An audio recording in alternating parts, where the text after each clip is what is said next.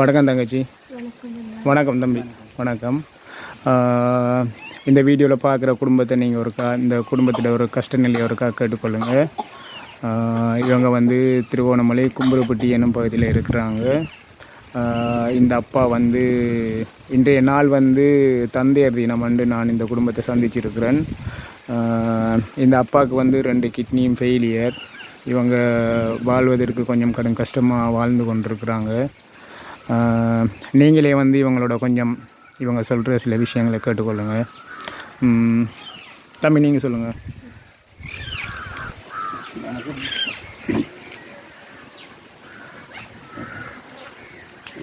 ஒரு வருடமாக இப்போ டயலிஸ் தான் பண்ணிக்கிட்டு இருக்கிறோம். இந்த வேலைக்கும் போக இயலாது. 3 நாள் வரைக்கும் டயலிஸ் பண்ண போகணும்.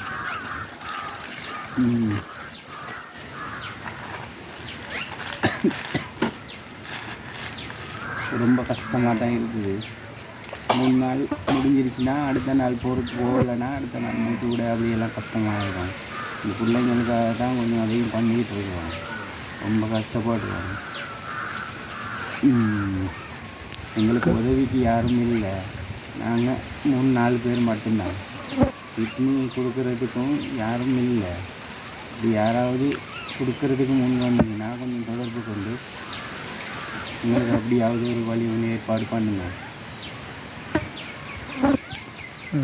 தற்போதைய உங்களோட நிலையை சொல்லுங்க இருக்கா.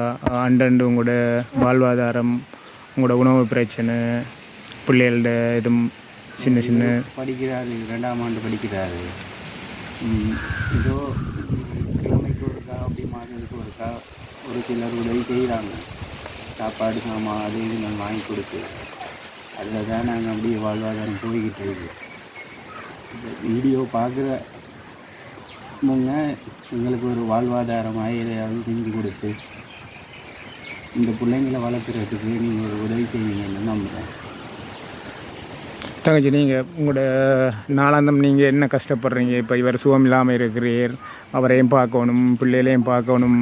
உங்களுக்கு அதுக்கான கையில் வந்து அதுக்கான தேவை பூர்த்தி செய்கிறதுக்கான பணம் இல்லை உங்கள்கிட்ட. நீங்கள் இப்போ ஒரு சின்ன குடும்பமாக ஒரு அம்மாவாக வந்து நீங்கள் எவ்வளோ கஷ்டப்படுறீங்கன்னு எனக்கு விளங்கும். இந்த வீடியோ பார்க்குற ஒவ்வொரு தகப்பனும் ஒவ்வொரு தாய்மாரும் இந்த குடும்பத்தை கொஞ்சம் கருத்தில் எடுத்துக்கொள்ளுங்க. இந்த சின்ன அம்மா இவ இவ்வளோ கஷ்டப்படுறான்றது வந்து நீங்கள் கொஞ்சம் இந்த அம்மாவோட கொஞ்சம் கேளுங்க.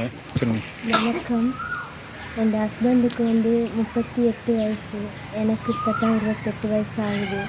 நாங்கள் எந்த ஒரு பிரச்சனையும் இல்லாமல் இப்போ ஒரு 2 வருஷத்துக்கு முன்னுக்கு ஒரு சந்தோஷமான குடும்பமாக தான் வாழ்ந்து கொண்டு வந்தோம். இவர் ஒரு இடத்துல நல்ல தொழில் செஞ்சு கொண்டு வந்தார். எங்களுக்கு எந்த கஷ்டமும் இருக்கலை. எங்கள் பிள்ளைங்கள் இவர் சின்னவர். அப்போ இவர் பிறந்து இப்போ தான் 1.5 வருஷம் ஆகுது. இவர் பிறந்து சரியாக 2 மாதத்தில் இவருக்கு திடீரென்று ஒரு தலை சுற்றி தான் வந்தது. வேலையிலேருந்து ஹாஸ்பிட்டல் போய் செக் பண்ணி பார்க்கும்போது 2 கிட்னியும் ஃபெயிலியர் அப்படின்னு சொல்லி திடீரென்று திருவண்ணாமலை போதனா வைத்தியசாலையில் தான் சொன்னாங்க. அதோட சரி என்னோட எப்படி சொல்கிறேன்னு தெரியல. அதுலேருந்து இப்போ ஒரு 1.5 வருஷமாக சரியான கஷ்டப்பட்டுக்கிட்டு இருக்கோம். ஹாஸ்பிட்டல் செலவுக்கு எங்களுக்கு யாருமே இல்லை. சொந்த பந்தம் எல்லாம் இருக்காங்க, உதவி கண்டு யாரும் இல்லை. நான் படிக்கும்போது இவரை விருப்பத்துக்கு தான் திருமணம் செஞ்சுக்கிட்டேன். அதனால யாருமே எங்களோட குடும்பத்துலேயோ இவரோட குடும்பத்துலேயோ யாருமே பேசிக்கிறதில்ல. அதனால் இப்போ சரியான ஒரு 2 வருஷமாக சரியான கஷ்டமாக இருக்குது. பிள்ளைங்களோட படிப்பு செலவு, வேறு ஹாஸ்பிட்டலுக்கு இவருக்கு போனால் 3 நாளைக்கு ஒருக்கா டயல்ஸ் செய்கிறாங்க. மாதத்தில் எப்படி 9 தடவைகள் செய்யணும். இப்போ அதுக்கு நான் தான் வேறு கூட்டி கொண்டு போகணும், வேறு தனியாக அனுப்ப முடியாது.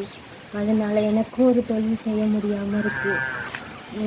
இவர் 2 மாதம் இருக்கும்போது வயிற்றில் இருக்கும்போது எனக்கு இந்த முகஜன்னி மாதிரி ஒரு வருத்தம் வந்து இந்த முகம் ஏலாமல் போயிட்டு எனக்கு வெயிலுக்குள்ளே போக இயலாது. கண் வருத்தம் இப்படியெல்லாம் இருக்குது. சரியான கஷ்டப்படுறோம். ஏதோ அண்டண்டைக்கு யாரோ ஒரு சில ஆட்கள் சாமான் எதுவும் தந்தா அதுங்களை வச்சு சமாளித்து கொண்டு அக்கம் பக்கத்தில் பஸ்ஸில் அவங்கக்கிட்ட காசு வாங்கிட்டு வேறு ஹாஸ்பிட்டல் கொண்டு போய்கிட்டு இருக்கேன். நிலையான ஒரு வருமானம் வந்து ஒன்றுமே இல்லை. இன்றைக்கு எங்களோட வீட்டில் மதியத்துக்கு பிறகு இரவைக்கு சாப்பாடு இல்லை. பொய் சொல்லணும்னு ஒன்றும் இல்லை. நல்லா கூட நான் காட்டுவேன்.